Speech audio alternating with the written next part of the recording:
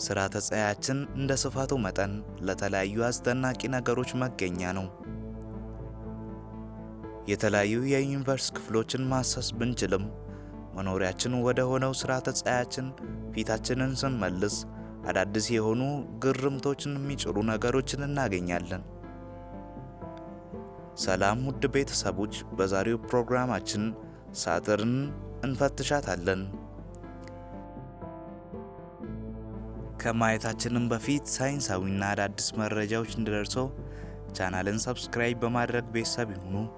በረከት ደሳለኝ ነኝ። ወደ ዛሬው ፕሮግራም ያለፍኩ። በቀለበቶቿ የምናውቃት ሳተርን የስርዓተ ፀሐያችን ድምቀትና ውብ ፕላኔት ነች። ከፀሐይ ባላት ርቀቷ ስድስተኛ ላይ የተቀመጠች ፕላኔት ስትሆን እንደ ጁፒተር በጋዝ ጂንቶች ትመደባለች። እንደምናውቀው ስርዓተ ፀሐያችን 8 ፕላኔቶችን ይዟል። ከእነዚህም አራቱ ኢነር ፕላኔትስ ወይም ውስጣዊ ፕላኔቶች የሚባሉ ሲሆን በሌላኛው መጠሪያቸው ሮኪ ወይም ተርስቴሪያል ፕላኔትስ እንላቸዋለን። ከስማቸው እንደምንረዳው ሁሉም ፕላኔቶች ማለትም ከመርኩሪ እስከ ማርስ ያሉት አለታማ ናቸው። እነዚያም ቀሪዎቹ 4 ፕላኔቶች ጋስ ጂንትስ እንላቸዋለን። ጁፒተርና ሳተርን እጅግ በጣም የሚመሳሰሉ ፕላኔቶች ሲሆኑ ሁለቱም ከጋዝ ደመናዎች ተፈጥረዋል። ቀሪዎቹም ዩራኔስ እና ኔፕቲን ከፀሐይ ብርሃን በእጅጉ ስለራቁ አብዛኛው ክፍላቸው የተሰራው ከበረዶ ነው።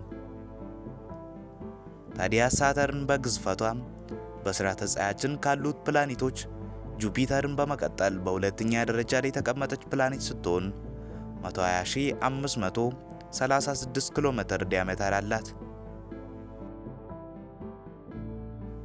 በዚህም ከመሬታችን 9.5 ጊዜ ትጠልቃለች። በዘንጓ ለመሽከርከር እጅግ በጣም የምትፈጥን ከመሆኑ የተነሳ ቀኗ እጅግ በጣም አጭር ነው። ከመሬታችን ቀን ጋር ሲነጻጸር ለመሬታችን ቀን 24 ሰዓታት ሲኖሩት ለሳተርን አንድ ቀን ግን 10.7 ሰዓታት ብቻ ነው ያሉት። ወደ ዓመቷ ርዝመት ስንመጣ ፀሐያችንን በርቀት ስለምዞር አንድ ዞራ ለመጨረስ ወይም አንድ ዓመቷ ከመሬታችን 30 ዓመታት ጋር እኩል ይሆናል።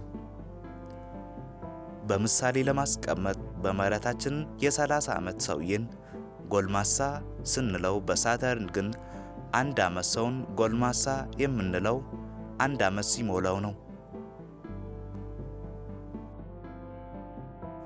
ከባቢ አየሯም የተፈጠረው ከ96 በመቶ ሃይድሮጂን እና 3 በመቶ ብቻ ሂሊየም ሲሆን በጣም ትንሽ ቦታን የሚይዙት ሚቴን እና አሞኒያ የተባሉ ኤሌመንቶች ናቸው። በሳተርን ንፋስ እጅግ በጣም አስፈሪ ነው። ይህም በአንድ ሰዓት 1800 ኪሎ ሜትርን የሚጓዝ ሲሆን በመሬታችን በካሪቢያን ሀገሮች ከምታወቀው ሃሪኬን ከተባለው አውሎ ንፋስ በእጅጉ የሚፈጥን ነው። በዚህም ምክንያት በሳተርን ገጽታ አርፋለሁ ማለት የቁም ቅዠት ይሆንብናል። አንድ ሰው ደፍሮ ቢገባ ምን ይሆናል ብትሉኝ፣ ወደ ከባቢ አየሯ እንደገባ በነፋሱ አማካኝነት በከባድ ፍጥነት በፕላኔቷ ንፋስ ይጓዛል። ያው የሰው ልጅ የተፈጠረው በምቹ ቦታ እንዲኖር ነውና እጣ ፈንታ የሚሆነው በዛው ማዕበል ውስጥ መሞት ነው። ወደ ቀለበቶቿ ስንመጣ ሳተርን ሲባል ሁላችንም በአይምሯችን ላይ የሚመጣልን ቀለበቶቿ ናቸው። እነዚህም ለሳተርን ውበት የሆኑ ቀለበቶች የተፈጠሩት በብዙ ቢሊዮን ከሚቆጠሩ በረዶችና አለቶች ነው። እነዚህም ቀለበቶች በጣም ቀጭንና ሰፊ ሲሆኑ ስፋታቸውም 280,000 ኪሎ ሜትር ነው። እነዚህም አለቶችና በረዶች በሳተርን ስበት ኃይል ምክንያት የዞሯት እንደቀሩ ይታመናል። በስርዓተ ፀሐያችን ካሉት ፕላኔቶች በበለጠ መልኩ ለሳተርን እጅግ ብዙ ጨረቃዎች አሏት።